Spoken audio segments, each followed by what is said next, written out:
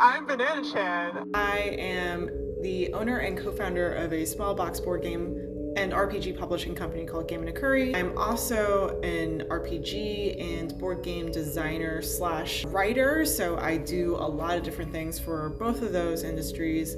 And some of my latest work has been on Scooby-Doo Betrayal at Mystery Mansion as the lead haunt writer. I also wrote for Ben Richton's Guide to Ravenloft. I've also written a little bit for Dune, the latest RPG. And yeah, I'm just like all over the place, honestly.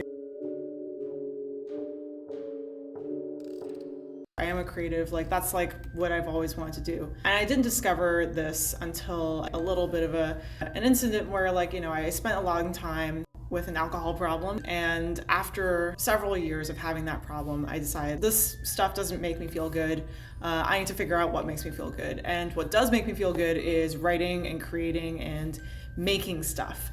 And I started doing game design because I love games. And so it was a combination of finding something that I really like doing and trying to get into something that got me out of trouble mostly. When I first started writing, it was because I had discovered Monster Hearts, and I had also discovered Juggernaut. So Monster Hearts is a game by Avery Alder.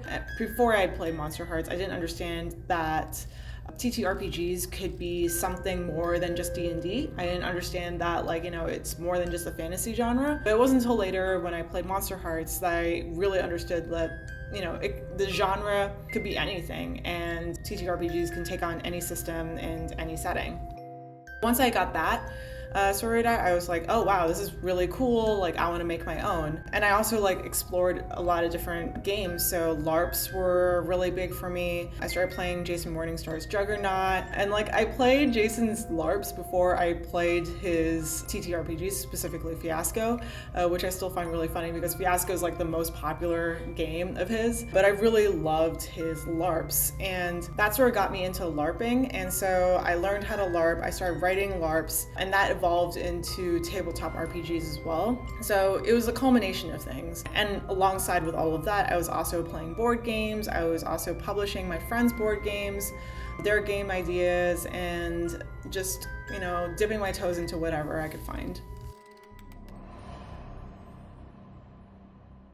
For me, the process of writing is just word vomiting onto paper and then figuring out what to do with it later, versus taking, many hours trying to put together an animation, or putting together a video, or making a painting. I think that writing for me is a lot more fulfilling in that aspect. So everyone knows I'm already working with Sun on a bajillion things, and I'm also working with Julian Yansu Kim right now. They've been amazing because we just finished working on a big project, but working with them has been phenomenal. I cannot suggest them enough to anyone. If anyone wants something done, they're definitely the go-to person for said thing. And also Sadia. Sadia is just on top of stuff all the time. So I would say definitely try to work with Sadia. And in terms of dream projects, I want to write screenplays.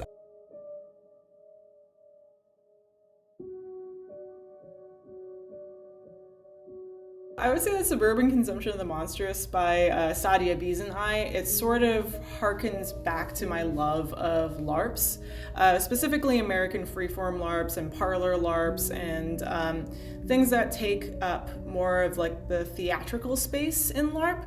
This anthology of games is 14 games, all horror games set around a dinner table or a suburban environment, and basically they take about 1 to 4 hours to play. So it's never any longer than 4 hours or 3 hours, depending on how fast you play through these games. And the player counts range from solo player to 8-player games. So it's never anything too big. And you also don't have to prep a lot in terms of costuming or props or anything like that. The rules are very simple. They're all laid out in front of you. I think our games take up each game takes up about 3 or 4 pages in a Google document. And so they're really easy to just pick up and go, right? So we wanted to make these LARPs very accessible because when we, were playing our own game, when we were playing games by other people, they were really accessible to us, and that's how we got into the hobby.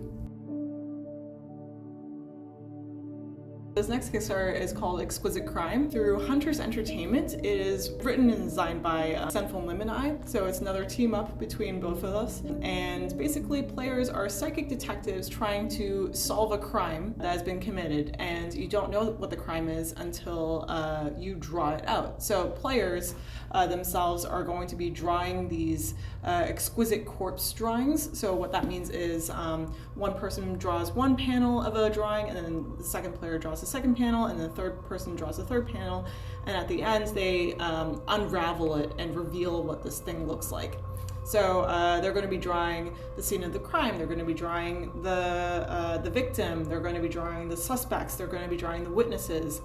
And then based on all the stuff that they've drawn, based on the prompts that they answer, they create a crime together, and they have to figure out who did the thing.